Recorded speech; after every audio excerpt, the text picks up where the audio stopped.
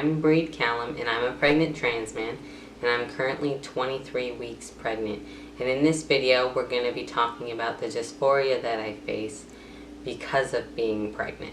Stick around to the end of this video, and I'll tell you my overall thoughts about pregnancy and dysphoria. But before we get into that, 88% of people who watch my videos are not subscribed, so go ahead and subscribe if you want to see more information about my transgender pregnancy and my transitioning process that'll be starting back up after my pregnancy. First off, I want to talk about no longer passing because of my pregnancy.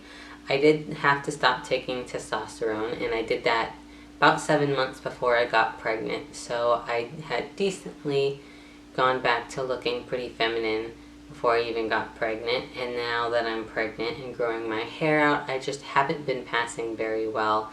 And a lot of the times that I'm out of the house, it's to go to doctor's appointments and stuff like that, where you're just in a pretty feminine space, so everyone kind of just assumes that you're female because you're pregnant, and it's pretty disappointing, but I was expecting it going into it, so I kind of like prepared myself. But it's probably the most disappointing thing about pregnancy for me is that I no longer pass as male. Since getting pregnant and stopping taking testosterone, the muscles that I gained from my hormone replacement therapy have kind of gone away, and especially I was getting a little bit of abs, but obviously since I've got the pregnancy belly, that's not a thing that anyone can see anymore.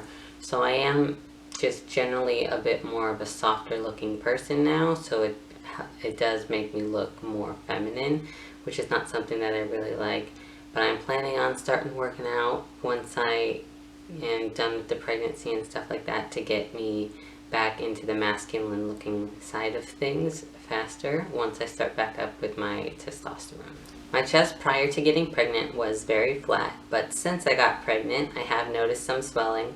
I'm assuming it's just general breast tissue stuff that is left over from my top surgery that is getting a little swollen from pregnancy hormones, but I'm assuming that'll all go away once my pregnancy is over, and working out, like I mentioned before, will also help with that, to make that go away faster.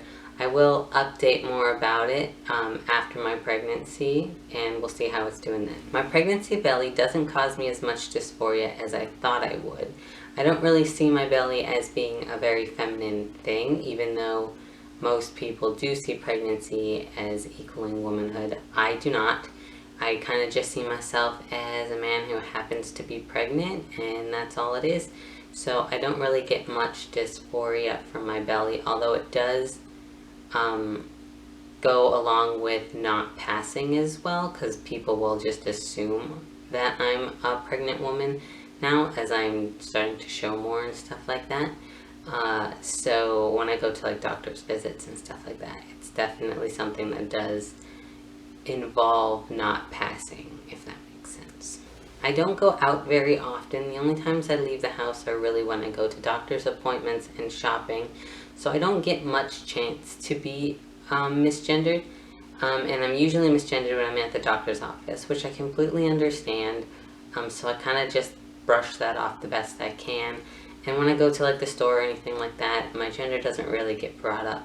Pronouns and stuff don't get brought up, so I at least don't have to deal with getting misgendered very often then. So most of the time it's just me at home dealing with myself and my dysphoria, which has actually been pretty low for my pregnancy, much lower than I was expecting. I was expecting to be completely like hating my pregnancy the entire time, which isn't the case, which I think is quite different for most trans men. I feel like most trans men, at least that I hear about from other research that I've done and stuff like that, have really hated their pregnancy, and I just wanted to let you guys know that that isn't the case for me, and that doesn't make me any less trans. I just have been looking at it probably in a different way, if that makes sense, just because I don't see it as really being a feminine thing.